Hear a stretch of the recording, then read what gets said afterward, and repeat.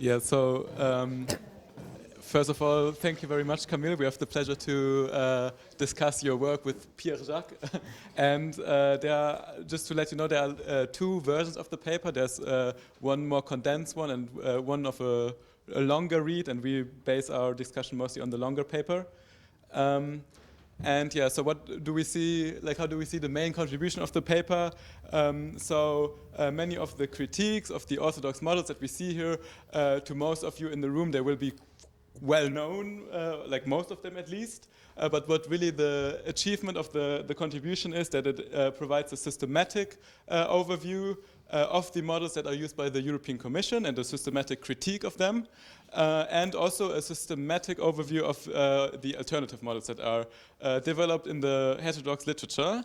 And what we also found a bit original about the paper is that it rather subscribes to a pragmatic approach, using good models rather than this dogmatic divides that also you talked about. Yeah, so in the longer version of the paper, you had 11 critiques. In the shorter version, there were just 7.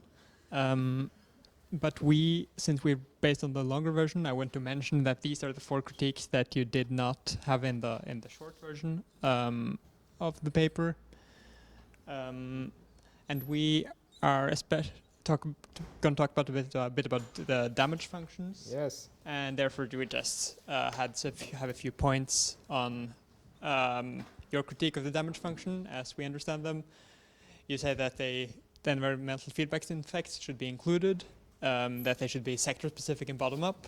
They should consider parameters other than welfare and other than economic factors, and they should include other environmental problems such as biodiversity. And you also mention a couple of other things like the non-ergodicity of damage functions. Yeah, so we divided our discussion in 3 points, and I will start with the first one. So if we talk about macroeconomic modeling, we have to talk about the Lucas critique. So, and this is called, did Lucas have a point? And I'm not necessarily arguing that his solutions had a point, but I think we can, with the Lucas critique, separate a bit his diagnosis from the remedy that he proposes, and maybe we find some truth in the diagnosis.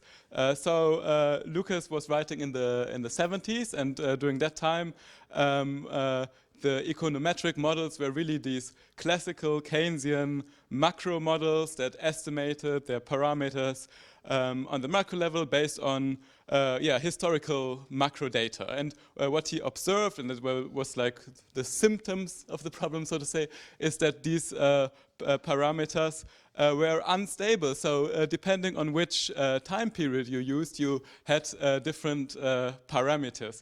And this is a problem, especially if you want to do policy assessment or like want to predict the impact of the policy, then which of the parameters should you use, and how can you not be sure that the parameters change when you implement the policies? His diagnosis then, to put it in very simple terms, is that the macroeconomic relationships that we observe depend essentially on the decisions of micro agents. And a policy change will also then induce to change induce to change how the micro agents do their decisions. And this then correspondingly changes the macroeconomic relationships, and that's why we have these different macro parameters. And in response to Lucas and all the years that followed, I think we can maybe cluster the approaches in like 2 remedies that were to the Lucas critique to deal with this instability. And the one is more in the maybe more the mainstream, and the other one is more like other heterodox approaches. But let me first start with also what like Lucas and his colleagues themselves thought of. These are the famous micro foundations. So here the strategy was really to find regularities of micro behavior, and these micro behavior regularities may be very minimal, like we have with these all-knowing Lucas representative agent. Like this is very minimal and we might say also very unrealistic, but the key is to really have these very minimal models that are then at least stable over time. And the examples are the rebusiness cycle models, or also the DSGE models that are currently used by the Commission, and even one heterodox model that might fit in this microfound one are the agent-based models that Camille also talked about, and especially with the mainstream model like DSGE, we have a problem with this solution. So, and this is also what Camille really talked about, is that we have these stable core about individual behavior, but then we see fluctuation in the data, and how do we deal with it?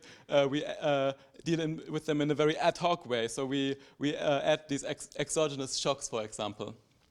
The second strategy are richer macro models, and I think this is where most of the alternatives that Camille suggests fit in.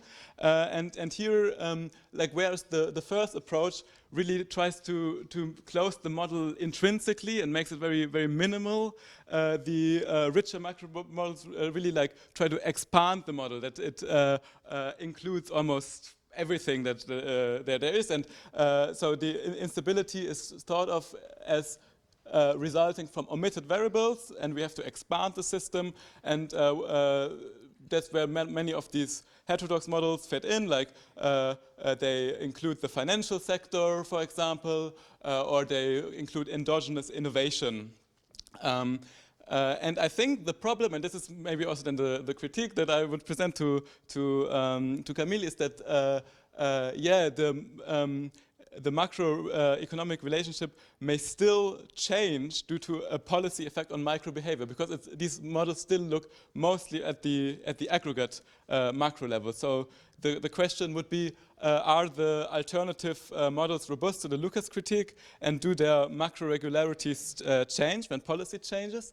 And maybe also some more food for thought. So I'm not arguing that we should go back to DSGE and the mainstream and Lucas, but what I would think is that perhaps neither of the two strategies probably addresses the Lucas critique. And there's like a paper by Tony Lawson, who is very, very critical about modeling in the social sciences, and he would say about the Lucas critique that Lucas was onto something, but something that cannot really be solved by just like expanding our models. What Lucas observed in the instability may hint at the openness of social behavior and also the evolution of social structures over time. And if we want to like predict the policy for the coming years, like for climate neutrality, for example, like until 2050, then, and if you want to model this, then good luck. So now we come to the second critique, which is about the feedback effects of climate change and damage functions in regional and national models. So I'm basically going to play the devil's advocate and argue against the most obvious, or the least controversial maybe, of your critiques, namely that we should include damage functions of environmental effects in these models, or at least some environmental effects. Because the question is really, what should we include in a model? And according to instrumentalists like Friedman, you say you should only include what increases prediction, or helps with prediction. But as realists and heterodox economists, we have other criteria. We would maybe agree more with Musgrave, who said that we can exclude we can have assumptions that exclude variables that are negligible, or domain assumptions and heuristic assumptions. But I'm going to focus on the first one, on negligibility. So the question is the feedback effect of national emissions on national damages negligible? And the answer to the question, I think, depends on what the goal of the model is. And the goal of the model of the European Commission is to provide knowledge on the effects of the policies for green transition. And what feedback effects are relevant for this? Well, should we include, and which should we include? This is a question to you. Should we include all 9 planetary boundaries? Should we, you mentioned biodiversity. Why is that relevant, for instance? But the most, that is, why is it relevant for the purpose of the model? Why is it relevant in general? But the most obvious one for the economy maybe is climate change, because it's obviously not negligible, and the economy has an effect of climate change, and etc. But maybe, because this is not, the models you're looking at are not IAMs, they are regional models, right? And because of the non-linearity of damage functions, the effect depends completely on what the emissions of the other countries are, which means that you have to include predictions, of course, estimations of emissions of other countries. And yeah, this is just a graph showing that, which is kind of obvious. And yeah, so basically this effect might be, yeah, it's completely dependent on the total world emissions, and certain, especially if damage functions are, yeah, because of the non-linearity of damage function, especially if they are on a sectoral level. You see, for instance, in the GEMS model, they have a linear in their sectoral damage functions are often linear because they find it too difficult to include all the possible weather events that can happen to the different sectors. And the effects also might be small, especially for small countries. So the question is, yeah, which environmental feedback effect should we include, and why is it relevant to include climate damage functions with feedback effect for national and regional models, given the non-linear function of damage functions and non-linear shape of damage function and what I mentioned. And yeah, should we include, should it be different for small countries? Should they also, should only like big regions like the EU include these feedback effects, for instance? All right, and the last critique that can be made about this paper, according to us, is more general to ecological macroeconomics and specifically modelization within ecological macroeconomics. Our argument here is based on Svazvan paper and has three main dimensions. The first one is the overemphasis on market-based solutions. The second one is the inadequate consideration of biophysical limits. And the last one is the lack of exploration of degrowth pathways. Firstly, even though market-based tools can be useful to address ecological matters, they are insufficient. In most cases, it seems that ecological transition can be achieved through a specific flow of investment shifting from brown to green assets, and the main challenges would thus only consist in finding the money and understanding crowding out effects. We find this very same idea as implied in the paper. For instance, when you highlight the main takeaway of eQuest, that is the distinction between clean and dirty energy capital energy bundles, and the idea that these two can be substituted at a specific rate. Overall, the possibility of transitioning seems entirely based on renewable resources, and the construction of this new energy system is made possible through the so-called green investments. But ecological transition, in fact, also requires structural, technical, and organizational changes. For instance, if we take the example of occupancy rates, a good solution could be, and a much greener approach to it could be taxing vacant houses instead of building new housing that would be solar powered, for instance. So the main idea is that green energy investments are not always needed in all situations, and these alternative solutions are hardly modelized today, even in ecological macroeconomics. Secondly, this dynamic of assessing the ecological transition from an investment lens imposes specific financial logics on the biophysical sphere in a way that is very similar to neoclassical focus on price and market mechanisms. Even though the paper promotes the use of the energy return on investment to measure the decreasing availability of energy resources such as gas, oil, or coal, ecological macroeconomics often fail to discuss the decline of other vital resources, such as water, land, cement, phosphate, or any other metals. But we know that these resources may not be available to support an ecological transition, but we also know that these are at the heart of renewable energy, electric mobility, and ICT transitions. One other issue is that even though the extraction of these vital resources bears strong socio-technical implications and have already caused massive and irreversible ecological damages in several producing countries, they have often been shaded by this very same concept of green investments. Lastly, picturing the ecological transition as a redirection of brown investment toward green assets make us forget that the concept of investment itself must be fundamentally questioned. If we had to summarize the portfolio of investment of a macroeconomic system, of an ecological macroeconomic system, for instance, it would largely consist in investment in capital flows directed to better nutrition, health, education, or ecological resilience. And as such, the traditional function of investment framed around the increasing labor productivity is very likely to diminish in importance, and many green investment could even slow economic growth down. So in short, Soussman and I argue that many ecological macroeconomic models do not still remain tied to a growth-oriented framework and do not consider degrowth as a viable pathway. So for that reason, we were wondering to what extent do you see the alternative models as adaptable to scenarios where economic activity in high carbon sectors are intentionally reduced rather than just transition to green alternatives? Yeah, so these are the questions that we posed through the presentation. So here is a summary. Thank you.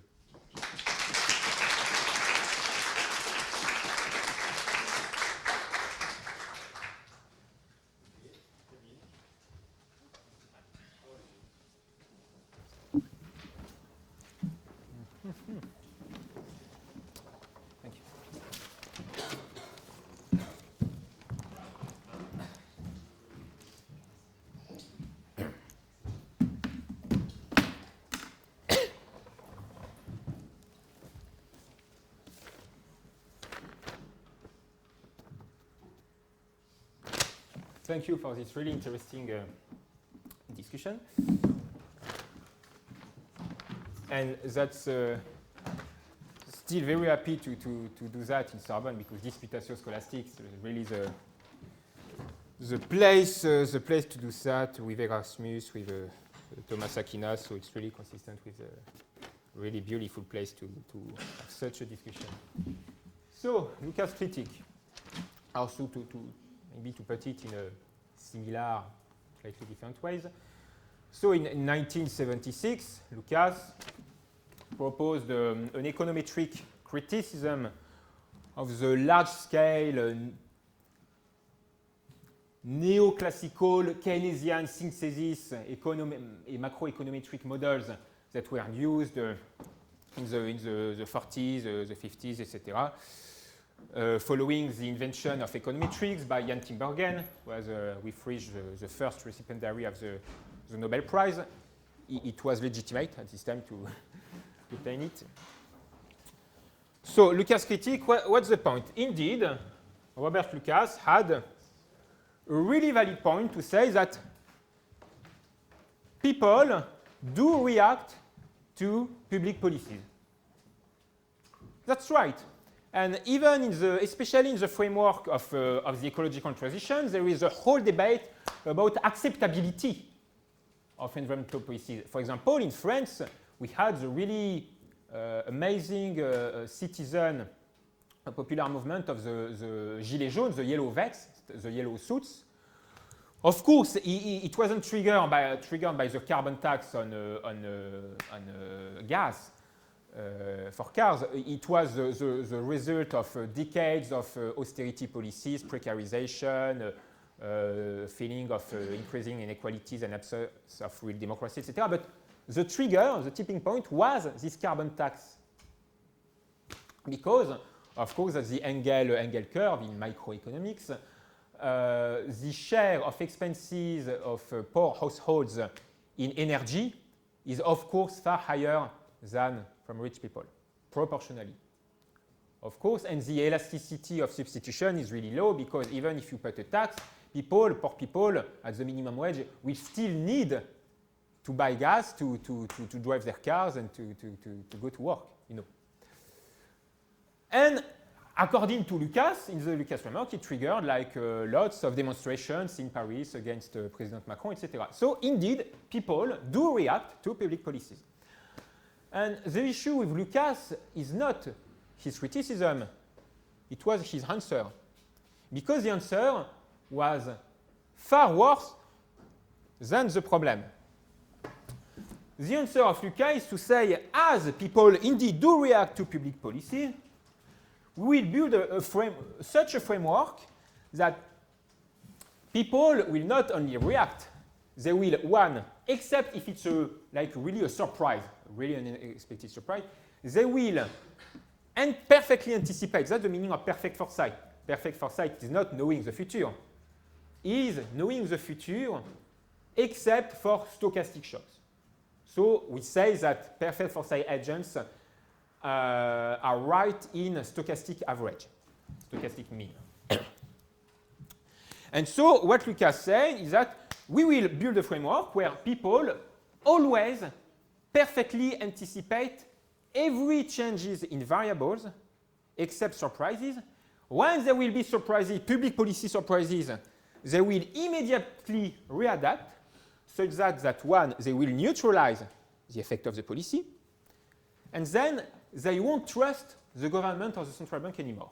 That's the famous controversy of rules or discretionary policies for the central bankers. Rules against discretion by Herland and Prescott. And so I think Lucas made a big confusion still in the DSGEs and still about rational expectations. Actually, in my opinion, the issue is not rational expectations. In lots of cases, when you look at empirical surveys led by qualitative researchers, social economists, etc.,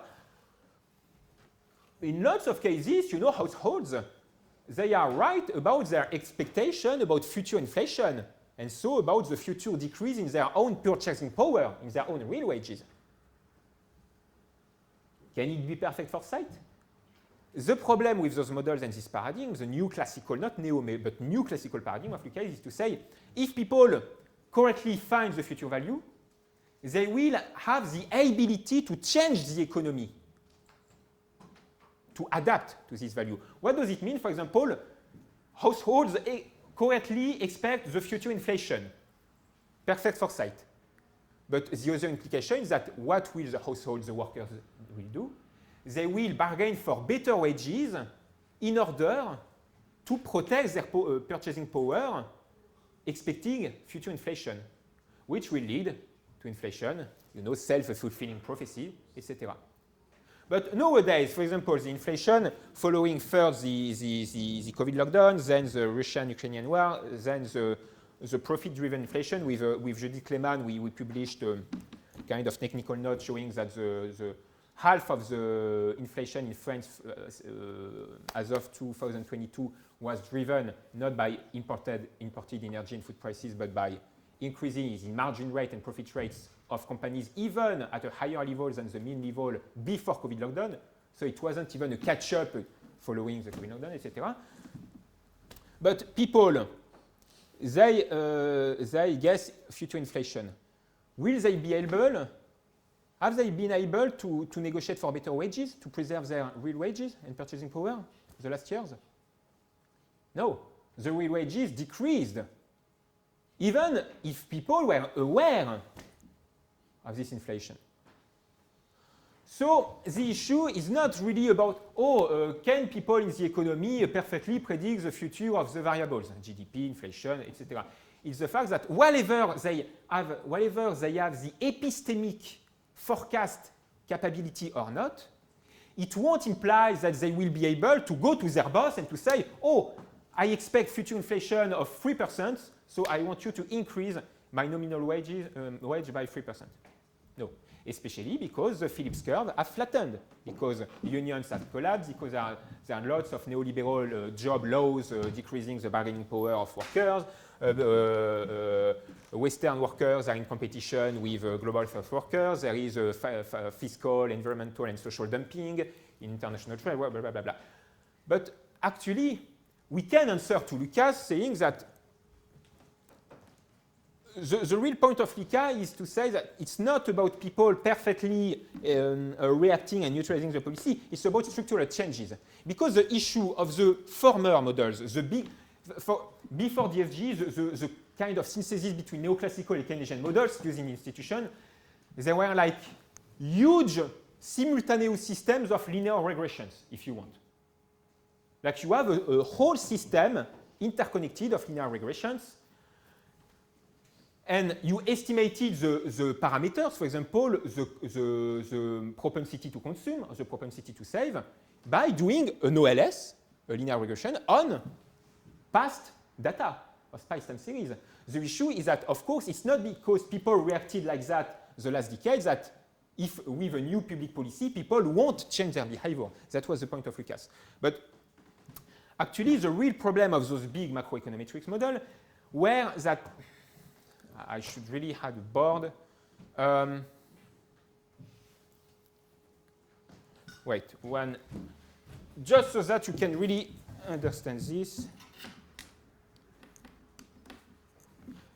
Can I remove the? Thank you. I've taken note of the question.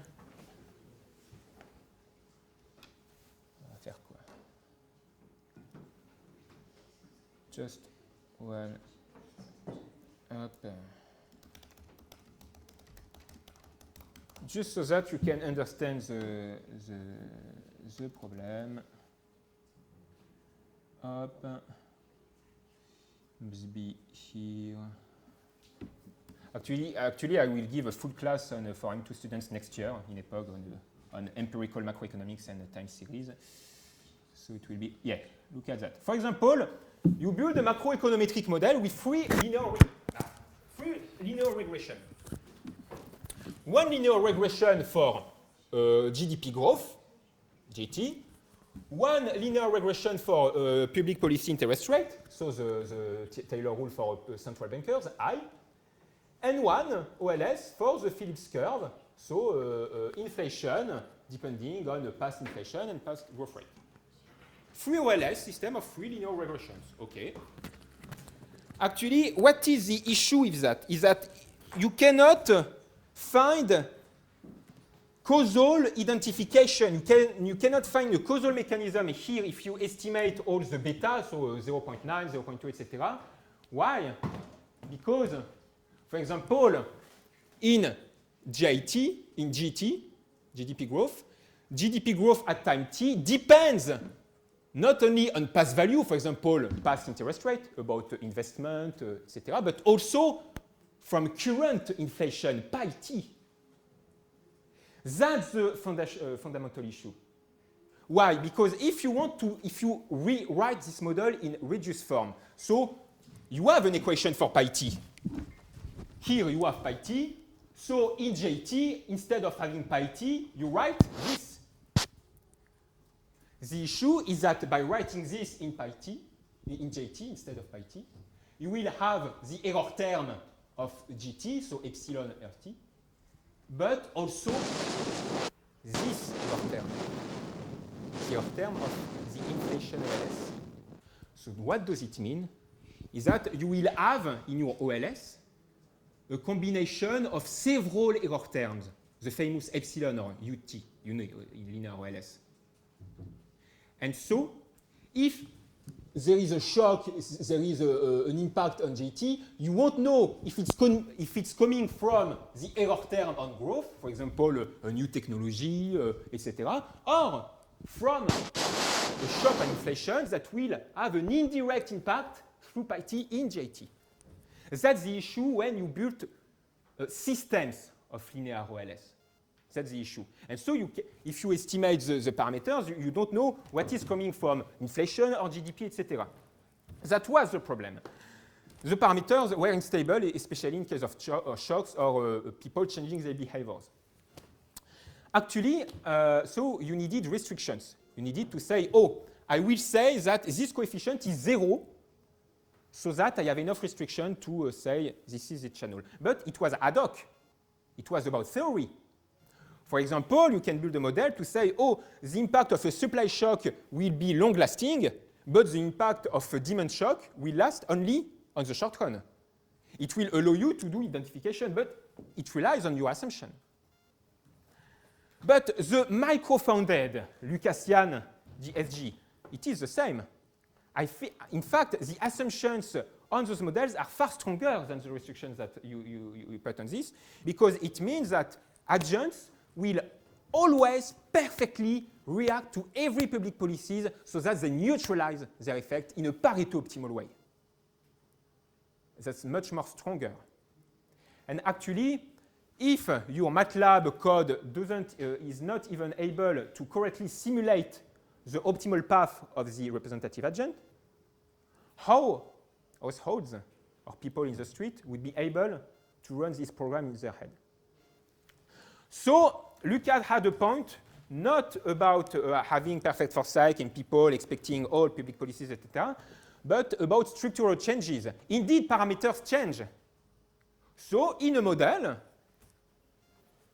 we could have, for example, before the 80s, a Philip curve which is steep, and after the 80s and the financialization and the decrease in union, in worker and union powers, etc., a flattened Phillips curve.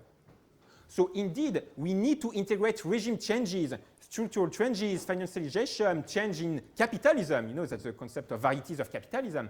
We need to integrate the structural changes. But it is, when Lucas does that, it is also about theory, about just ideas. It is ad hoc. It is even more ad hoc than that. So the idea would be, that would be the whole point of my class next year. So sorry for you, you won't have the opportunity to hear that in the terrible English. It will be how to analyze time series in order to find those structural changes. How to estimate a dynamic Phillips curve. Okay, before the 80s, it was like that.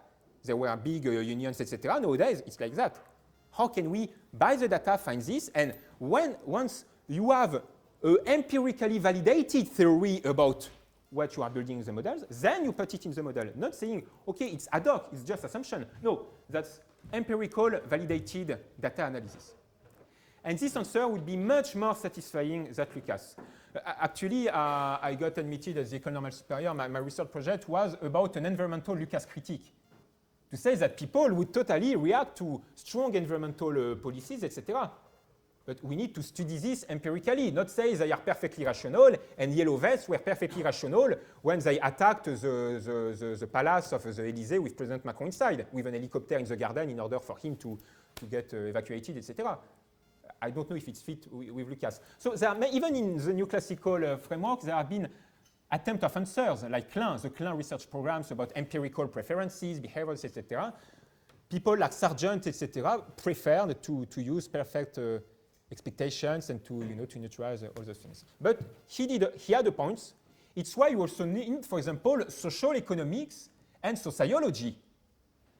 We need qualitative researches in order to make sense of the change in the structural forms to confirm the theory and the quantitative data, and then have a model which at least is able to represent the change, the structural change in the economy. But a really good point. I mean, that's a totally valid point, Lucas 76. But the answer, 3 minutes for the other points. Wow. Okay, David. So that we keep some time for the discussion. Yeah. So, and actually, if you LBM are microfunded, DSGs and RBCs are not microfunding. The representative adjunct is not microfunding. Even under Gorman form, you cannot aggregate the preferences in such a way. That's really non-trivial mathematics general problem stuff. There is a really good paper by Alan Kierman, 1992, on what is the representative adjunct. He's a neoclassical guy, really intelligent, showing that it's not actually microfunded. Other things. Damage function, question 2. Alors, of course, if we are looking at, for example, France, and we are doing a model for France, of course, the ecological transition of France or local environmental policies in France won't have a huge impact on the climate dynamics over the century. Okay, but when I'm talking about feedbacks, I'm not talking about maybe the impact of the transformation of the country on the rest of the world. I'm talking about the action of the rest of the world on France. Because whatever France do an ecological transition or not, it will still suffer from the environmental damages that the rest of the world are creating. So it is relevant, even if it's a local sectorial policy for a small country, because this country will suffer from the consequences and will have to spend in adaptation policies, etc., etc. What feedback? Why biodiversity? The DICE of Nordos is only about climate, but when you look at the Stockholm Resilience Center, of course, there are lots of other planetary limits. Biodiversity, according to the last IPBES report, which is the biodiversity equivalent of IPCC, biodiversity collapse will maybe impact us even in a shorter time than climate collapse. So I think it's important to take this into consideration. Also because lots of environmental damages are not correlated to carbon emissions, or even some environmental policies for climate emission reductions have negative effects on other planetary boundaries. So we need to take this into account. There is big IAM like the PAGE, PAGE or FUND, FUND, ones that have damage functions, for example, even about anthropozoonosis.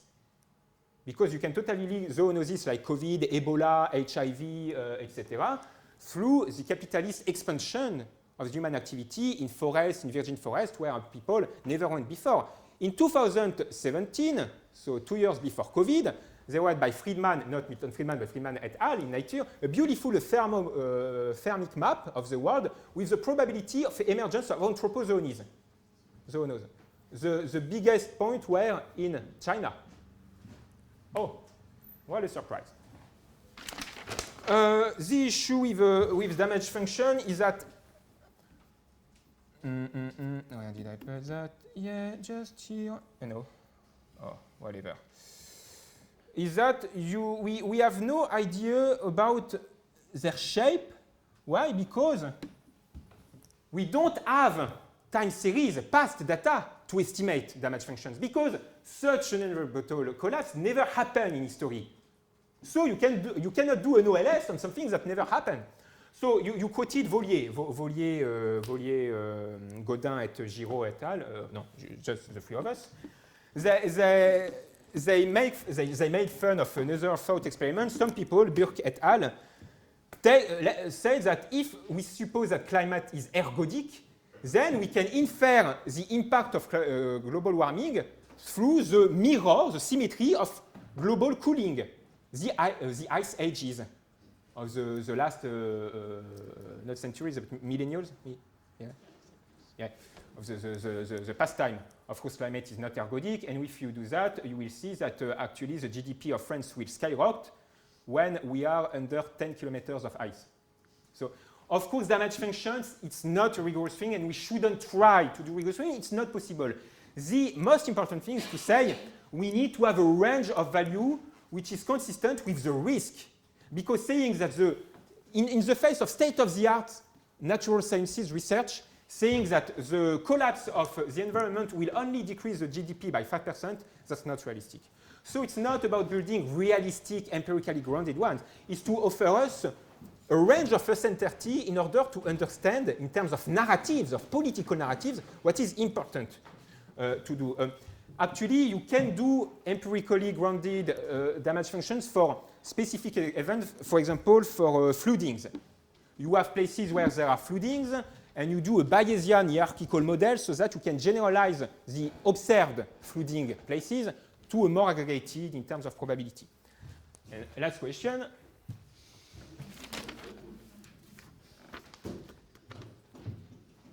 Yeah, criticism against ecological macroeconomics.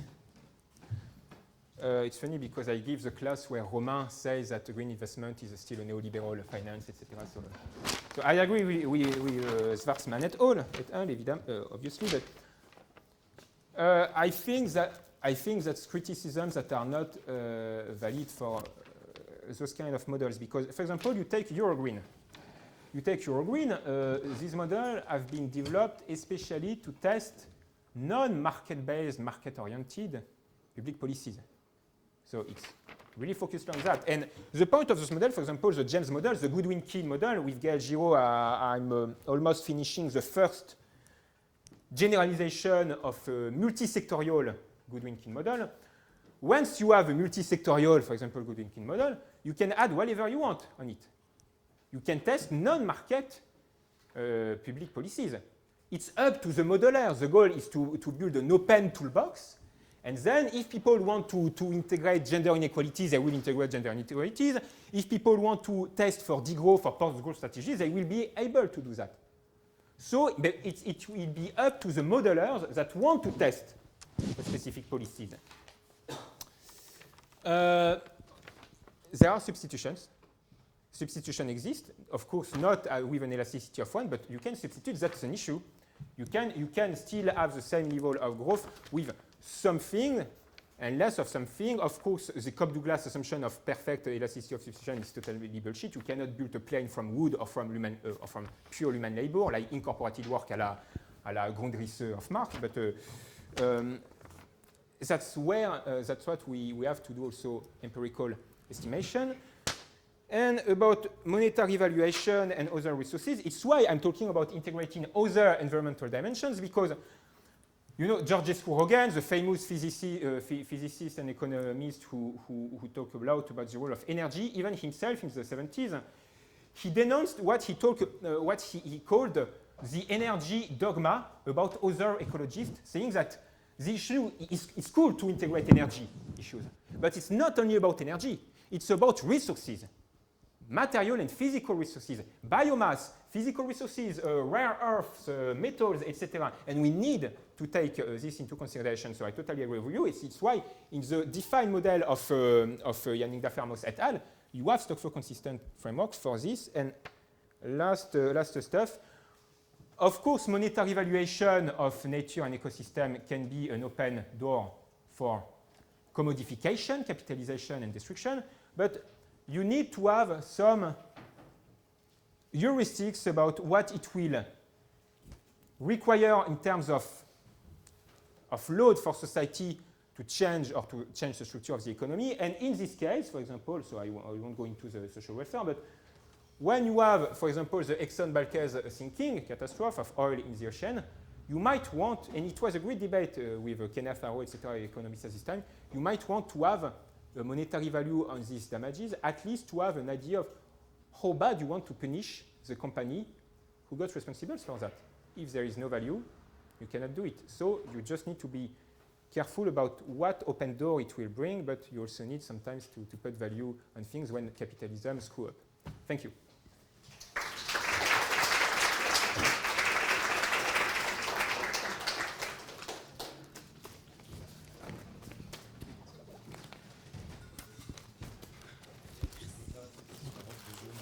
Okay. Thank you for your presentation. I have just a question. It's about math. When I read the lot of model when you present, I don't see the function lacta voctera. And I just found one chercher is your mentor. He presented it, and I want you ask your opinion about that. So it's a real academic impact. Yeah, let's do that. Thank you. Mentor, you are talking about Gail Giraud? Yeah. Yeah, thank you for the talk and also for the discussion. I have a question that regards more this case for pluralism that you make in the end, which I really agree with. And I guess from this paper and also from this approach to do like a public call criticizing the commission, there's like an interesting tension that emerges, because obviously you're aware of the damage that these mainstream models cause if they inform policies, but then at the same time you kind of have to write the paper praising them in order to talk to these people about it that use these models. So I guess I want to ask, what danger do you see in this approach, and maybe where are some of the trade-offs in moving closer to the mainstream in order to change the mainstream? Is there a danger of getting co-opted in some ways? I mean, I guess the original Keynesians also weren't too happy to see what happened to the new Keynesianism when it got absorbed into the mainstream. So yeah, where do you see also some strategies on how you can do this incremental approaches while also building like a bit of a counter block that helps to get absorbed into the mainstream in a damaging way? Thank you.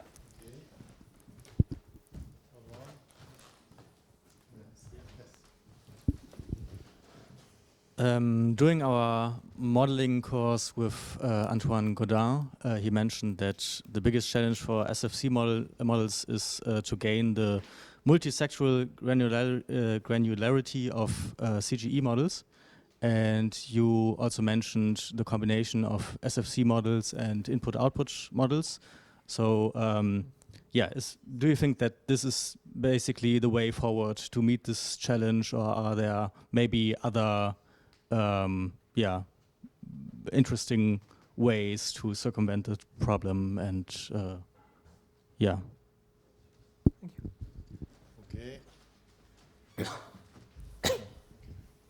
Where? Okay. Hi, my name is Nikhil Rampal. I'm from India, and my question is less towards modeling, but more towards the political accountability of institutions whose models go wrong and they give bad prescription to the governments and they face this consequence. So I wanted to ask, like in Italy, we studied that most of the government debt that exists today is because the interest rates were charged in the 1980s because monetarism was on steroids. Same in France, and you abandoned the policy. So should there be a retrospective action against those institutions to pay for the interest rates that they wrongly recommended? Should the government debt be cancelled up to some extent so that they are not responsible for listening to these bad economists? Thank you. Please.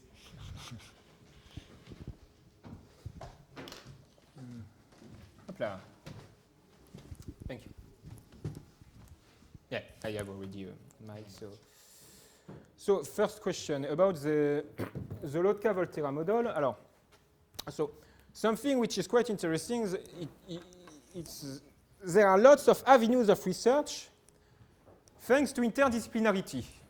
Why? Because in physics, in biology, in demographics, etc., even in philosophy and in sociology, etc., that's the point of Emile Durkheim, etc., people have understood emergence, people have understood nonlinearities, endogenous fluctuation, emergence, complexity, etc. And so lots of there are lots of models or modeling tools or even mathematical fields that we can use, that we can borrow from those fields and that we can use for a better economic modeling. It is what Richard Goodwin did in the 60s. With in fact, he took a Lotka-Volterra model. What is a Lotka-Volterra model? That's a system of two differential equations. That's a prey-predatory model. Imagine you have rabbits, an equation for the growth change of rabbits, and an equation, differential equation, for the growth change of foxes. Thank you. Foxes. There is no, actually, there is one equilibrium where the growth rates never change, but history must begin at this point. Otherwise, if you are not at this point, there will be what we call a limit cycle. Limit cycle, it means that the eigenvalues of your Jacobian matrix has a complex part. And thus, what does it mean? Is that imagine you have foxes and you have rabbits. More foxes will eat the rabbits. The population of rabbits will collapse. Less rabbits, so less foxes. So rabbits will increase. So foxes will be able to eat rabbits, and there will be more foxes. Okay, you get it. Actually, you can do the same for unemployment rate and wage share in the phase space. Goodwin is a two differential equation system. For example, if there is less unemployment, people will be able to go to see their boss to ask for better wages, because the boss won't be able to say, oh, you leave, there are 10 people in the street waiting for your job. So the wage share will increase, Phillips curve, class struggle, etc. It will decrease the profit share of capitalists that will lower than investment or delay the investment, which will decrease the growth of GDP and create a recession. More unemployment, less ability to bargain for better and rich, the reservation army of Marx, basically that's this. And you don't have an equilibrium here. You have history, you have a dynamic historical conflict about the distribution of added value. That's a class struggle model. And actually, it is quite good to reproduce the time series of the 60s, the 70s, the 80s. And Steve Keen added a third equation about financial asset accumulation, financial debt, in order to have also a crisis, a financial crisis with Minsky, etc. And actually, to answer the question, it reproduced really, really well the time series until the neoliberal revolution of the 80s. Why? Because after, for unemployment and private debt, it still worked, but for the wage share prediction, it just exploded because the Phillips curve collapsed and neoliberalism won. And so that's an example of regime change that you need then to adapt in parameters, etc. à la Lucas. But for me, that's the kind of models that I prefer, because even in post-Keynesian, you have equilibria. I don't want equilibria. I don't believe in equilibria in terms of empirical reality. If we quote a bit epistemology, the Vienna Circle, à la Autonorat, Carnap, etc., those people said, we need to build categories of thought from observables. We observe dynamics, nonlinear dynamics. We try to build a model that in itself, before even throwing shock, has nonlinear dynamics. In terms of political impact, and so with Gael, I am finishing the multi-sectorial generalization so that everyone on GitHub will be able to download it and do whatever he or she wants with this. But in terms of political impact, when Gael was chief econ at the IFD, he brought those technical tools for lots of governments for the global south, for Vietnam, for lots of countries of Maghreb, lots of countries in South America, in South Africa, etc. And the strategy was not to do, neo-colonialism and white savior stuff, bringing the same recipe for everyone, etc. When he was doing that, he was going to the country, spend several weeks, meet with all the economists and statisticians, with qualitative researchers, anthropologists, ethnologists, sociologists. They were going in the fields, in the campaigns, etc., to see what were the behaviors of the farmers, because the farmer behaviors in Kenya are not the same that in big latifundas in Argentina, in South America, etc. And so it was, I think, a really interesting mix of good modeling, always qualitatively adapted to the local population, with the local population, to avoid, the World Bank white savior thing that we will throw the same recipe everywhere. And so I think it's a really interesting thing of mixed research strategy, both quantitative and qualitative. And we need the qualitative aspects also to understand the regime changes and their cause. And just a small word on this.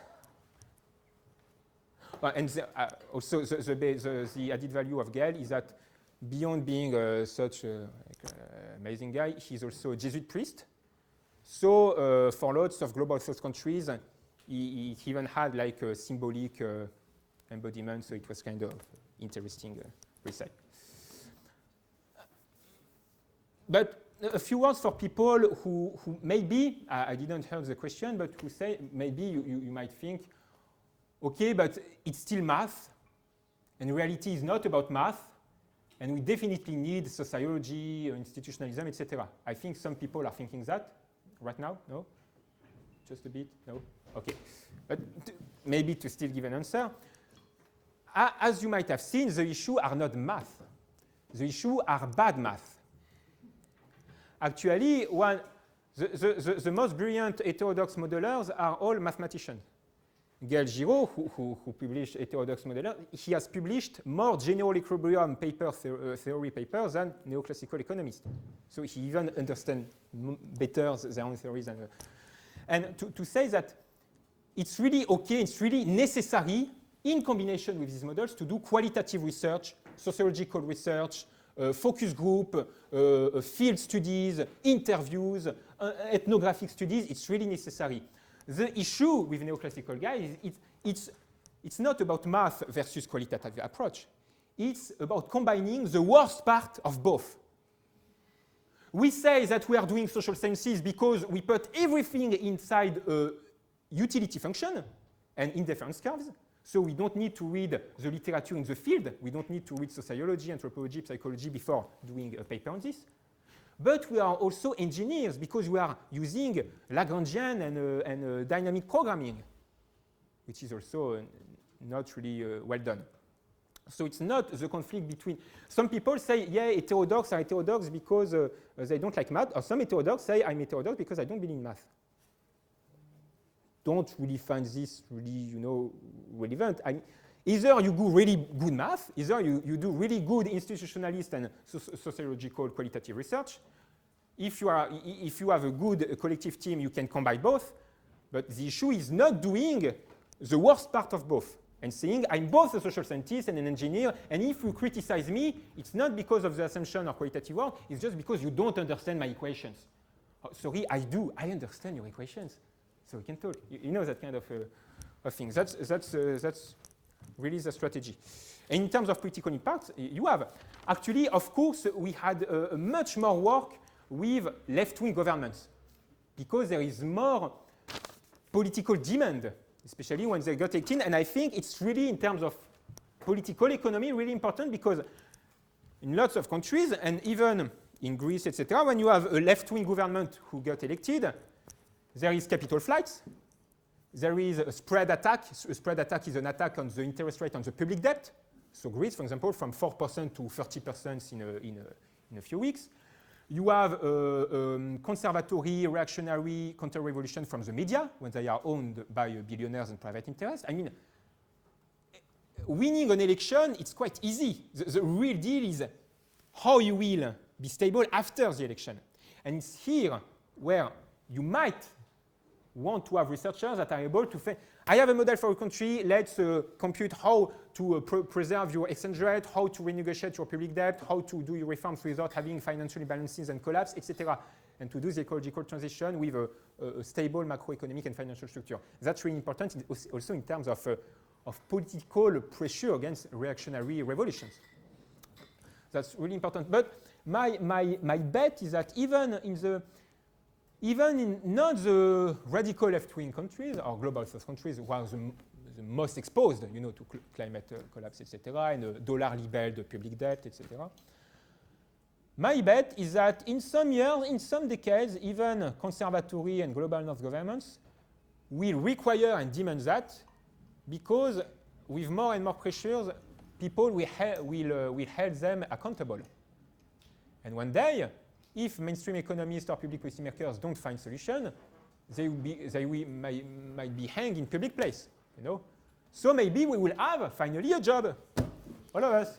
It will be a great thing. For your question, thank you on political accountability. It's quite funny because do you know Mark Carney? Mark Carney, he was the former governor of the English Central Bank, the Bank of England. And in 2013, he did a quite visionary speech, first time. He invited all the financial guys from the city in London, and he said the conference saying, if you don't do the ecological transition, we'll be fucked up. For 3 reasons. If we don't do it, everything will burn and we cannot win money or ensure a world of +5 years. If we do the ecological transition, we need to do it, but it will also do a lot of stranding, a lot of companies that will no longer be able to produce, a lot of financial assets, fossil financial assets who won't have any values. And the first risk, which is interesting, he talked even about judicial risk, to say that if we don't do nothing, maybe our children or grandchildren in a few decades will attack us for ecocide or like environmental genocide trials against us because we destroyed the earth. And when a governor of central bank tells this to financials, it was quite interesting to see that the first one in the economic world to get focused on climate change actually was finance, and in finance was insurance. About political accountability of institutions, I mean, it's important. Why I'm quoting the papers of Herland, Prescott, etc., because you might know that for lots of countries, public debt is just a recent convention. In the 40s, 50s, 60s, there was the concept, the two concepts of fiscal dominance and financial repression, which allowed states to function without having to borrow, at least to borrow their own money to foreign financial markets. Financial repression was for states to say to the banks, oh, all the savings that people, that households have on your bank account, you will need to lend it to me so that I can rebuild the country after the, World War II. And if it's not enough, I can do fiscal dominance. It means that I can go to my central bank, which was not already independent, not independent yet, and monetize some debt without having to pay back off because it was the same bank sheet. If it triggered inflation, you could reduce the aggregate quantity of money by taxation. In France, it was called the Circuit du Trésor by Monsieur Bloch-Léné, and we built France and social security and nuclear power plants, etc., thanks to that. And when you read the minutes of the political meetings, etc., it wasn't that public debt wasn't a constraint.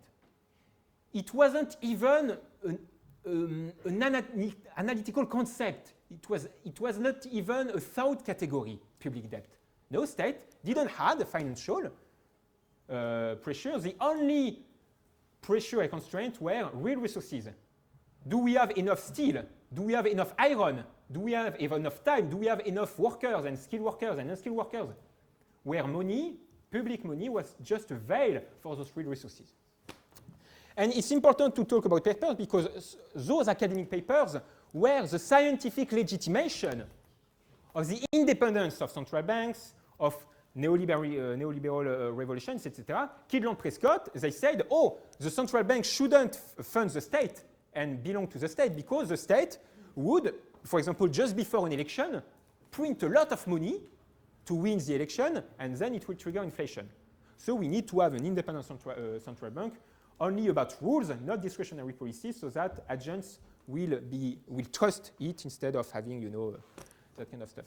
So there are intellectual responsibilities. About political responsibilities, it's very interesting to do a genealogy, an history of the specific political decisions that created this framework. Of course, we always need to think about systems, system of powers, etc. Even in the preface of the first book of Das Kapital of Marx, Marx wrote a small part saying, oh, I know I will be criticized by people, by utopian socialists, because I don't criticize capitalists and landowners. Because those people are not bad, they are just the fruit of their social historical determinism as a group. But it's also important to see what are in history, the tipping points where a new paradigm, political paradigm happen, especially when it has been legitimized by academic papers and people. About cancelling public debts, quite complex. Actually, the ECB could do it, because the ECB, according to the BIS, the Bank for International Settlement, which is a central bank of central banks in Basel, in Switzerland, according to it, a central bank cannot go bankrupt in its own currency. Why? Because it is printing its own currency. The fiduciary form, not the scriptural nominal form. But we could consider that the ECB could just buy public debt and cancel it. It has the authority to do it and the possibility, the accounting possibility to do it. According to the European Treaty, the Article 123 of the Treaty on the Functioning of the European Union, the central bank, the ECB, cannot directly finance or lend to the states. But it can first finance public debt, that's the second part of this article. It can finance public banks, like BPI France in France or Caisse des Dépôts, and it can. There is no legal reason that the central bank wouldn't be able to cancel public debts. It could. For example, the COVID debt. Why paying back the public debt to our own central bank when we are the owners of the central bank? That doesn't make any sense.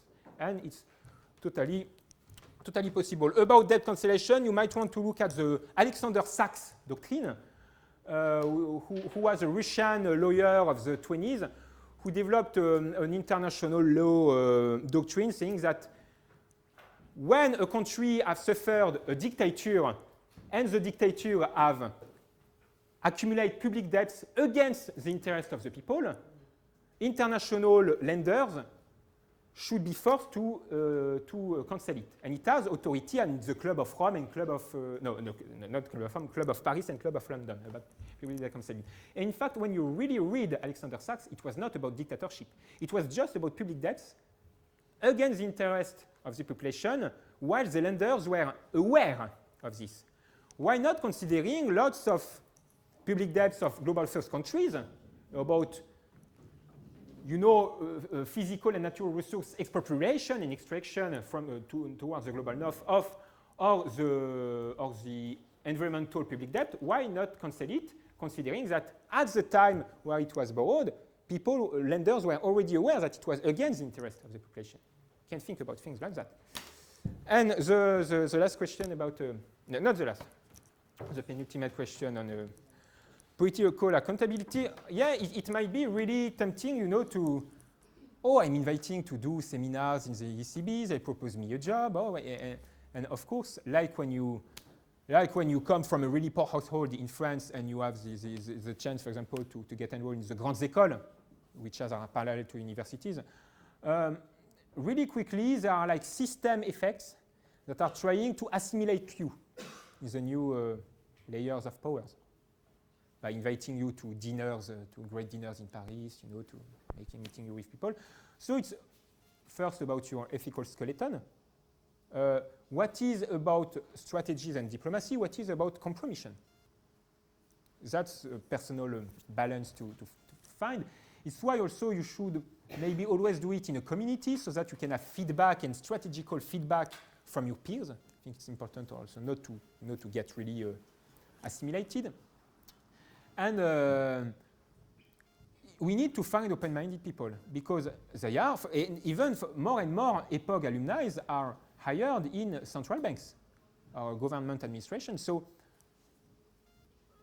but like the civil servants, the high civil servants and academics of the 50s, the 60s, they might be socially conservative, etc., but they wouldn't believe in a full free market austerity policies where legitimate states of centuries and centuries of legitimacy would have to borrow from foreign financial markets to fund hospitals and schools. They wouldn't accept that. Then, step by step, those populations changed in those institutions. And now we have neoliberal. Maybe it will change again. So it's a long time, and we need, of course, like strong public oppositions. Also, inside the system, people that say, if you are in difficulties, we also have alternative tools, etc., in terms of strategy. If the question is there a risk that those tools might also serve to legitimize austerity policies, there is always a risk. Because, of course, when you are in these institutions, you simulate a model, you have the results, you write the policy brief, your head of bureau, head of department will ask you, no, before sending to the commissioner of the Minister of Economics, you should change the results. It's well known in terms of sociology of state and public action, so yeah, we need to be aware. It's a long time process, and we need to act in a ethical and strategical consistent way. And about the alternative, so I really believe in Goodwin-King model. The James one actually, in fact, is turned into a demand-driven. You could have both demand-driven, supply-driven with a Baduri-Marglin investment function, where there is both capacity utilization rate and investment share, profit share or profit rate. So I think we should really look at also other disciplines like physics and biology, statistical physics, etc., to see what are the out of equilibrium nonlinear models that can be used to represent this. For example, there is a reaction diffusion model, the Turing patterns used a lot in biology in order to explain, how with our DNAs, our cells secrete substances that allow to, for example, make growth, to grow teeth or skin, but while stopping when it needs to stop. Why do we have teeth like that and not just going to infinity? It's through really basic two properties: diffusion, the diffusion of the teeth, of the structure, and reaction, when there will be a reaction, a charge capacity to stop the development of the teeth. You have that's a Laplacian equation. You have diffusion of substance, reaction of substance, and you can, for example, you can do a beautiful model of ecological and geographical metabolism. You can have metabolism with such equations. So I really encourage you. Also, you are in Paris. There is a huge intellectual life, even in all the universities that are part of EPOG out of economics. Just try to go in English seminars about statistical physics applied to complex system, or so even for people in philosophy, sociology, cognitive sciences.